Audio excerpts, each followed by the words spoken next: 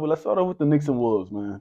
Obviously, they just made the last big trade. You know, we seen What? KAT on in New York, Uh-huh. Dante and Julius Randle in Minnesota. That Mhm. caught everybody by surprise. I don't think nobody Everybody. seen that coming. I didn't see that shit coming. I don't think he saw that coming. Nobody saw it coming. I didn't hear any reports about it, nothing until they just said we got that random ass Shams bomb, right? Where it's like uh Knicks nearing deal to get KAT out of nowhere. Nowhere. I forget where I was. I And think it it was happened. They gave up Julius and Dante, and was that all? Was there more? I don't. The big part of it is Julius and Dante for calling 3 times. Yeah. So quickly, man. Who you think won the trade? Let's start off there, right? It's so hard, man. There's so much to this.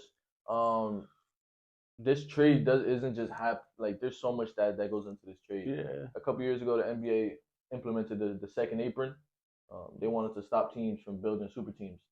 So now you start getting like fined or taxed heavily if your team is over the cap. Over the cap. If you're over the cap 2 years in a row, they take a first round pick. So they're trying to shut down all the super teams. And the Nuggets have suffered because of it. They won a championship and they really haven't been the same since because they can't afford to keep their team together. I ain't sleeping on the Nuggets yet, but you keep going. The Suns are a big problem with that. And it's making it a lot harder to build a team. And when that rule came out and the Rudy Gobert trade happened, I think before this rule came out, it was inevitable that they either had to trade Rudy or KAT. Does it surprise you that they chose to trade KAT over Rudy? I don't think so. I think as a front office, when you trade 5 first round picks for a player, and and some players, like you make it obvious what your choice is. And this last year, like the Minnesota Timberwolves' identity is defense. You're right. So you choose a better defensive player. You KAT, who it's very fluctuates. You know what you're going to get with Rudy Gobert. I think he might be the most consistent player in the NBA. Very overhated, by the way, too. Overhated. Super overhated. Super underrated. I hate Gobert sometimes. Sorry, I've always been a Gobert fan. I don't know why.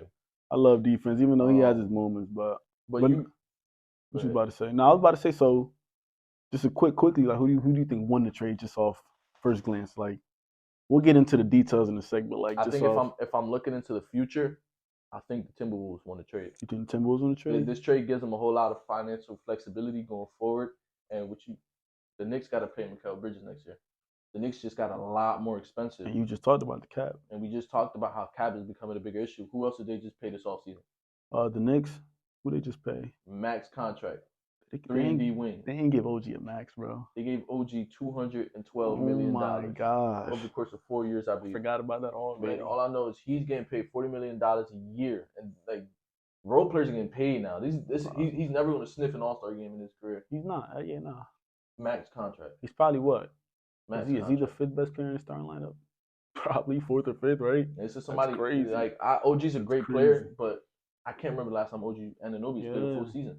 So you're giving a max contract to a role player who has an injury history, and you paid it to him, and no one's going to trade for that contract.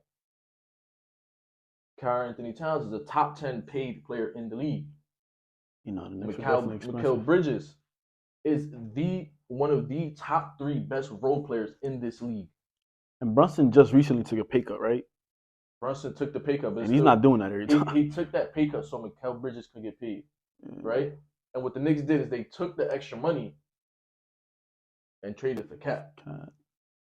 And it's going to make it a lot harder for the Knicks. So the Knicks times it's either this year or next year. I was just about to say, if the Knicks can somehow manage to get to the finals, I think it was worth it. Because I don't think that Julius Randle with the Knicks spirit, I don't think it was going to work. I think it definitely needed something. They needed that second star. And I think Karl is a pretty good second star.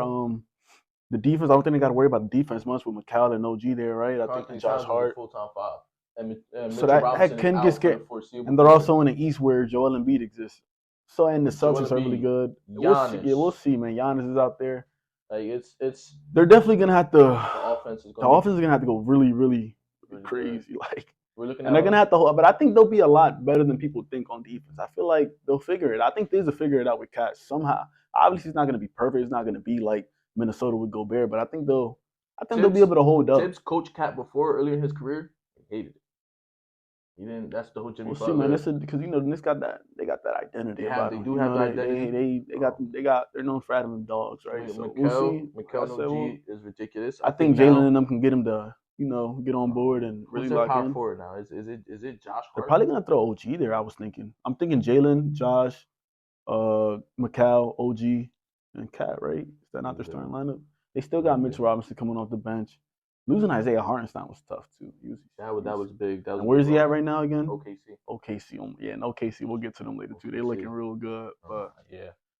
But no, yeah, I think the T-Wolves on this trade is going forward. This gives them so much more flexibility. I think people are looking too much at the now. Like maybe this season they might. I think they definitely got a little bit worse, especially if they got to get used to the offense is going to be crazy, weird. The offense is going to be weird. Julius Randle and Gobert down there. It's going to be hard to. Yeah, it's going to be hard to get down there for real because not a lot of space. Julius Randle really has to buy into being a catch and shoot player. Yeah. He's not going to be able to work in the paint a lot this year as he usually does. But he did it with Mitchell Robinson. I do love the lineups in my head where they sub in Dante and Nas, right? And they got that extra spacing. So we got Conley, Dante, and with Julius and Nas. I think that'd be a nice little solid lineup. I mean, we'll see, man. I don't think they're gonna have the same success they did last year, the Wolves. No, I don't think so. I still think they're gonna be really good defensively. I just think their offense is gonna be just too rough. It's gonna be a little too rough this season, but I think you're right with the long-term stuff, especially with the money stuff. I wasn't really too knowledge on the cap and all that, but it makes a lot of sense as to why. I don't think Minnesota Timberwolves do not have shooters. That's the thing, but they got a deep team. They have a deep team. Their bench. Rob Dillingham could be really good. Who else do they got down there? They got Dante. They got Terrence Shannon, who they just drafted from Illinois. They have obviously they got Nas. Nas Reed, 6th man of the year. We're missing one really good player. I'm pretty sure. Yeah, we're missing, but I'm not even about to stress about it.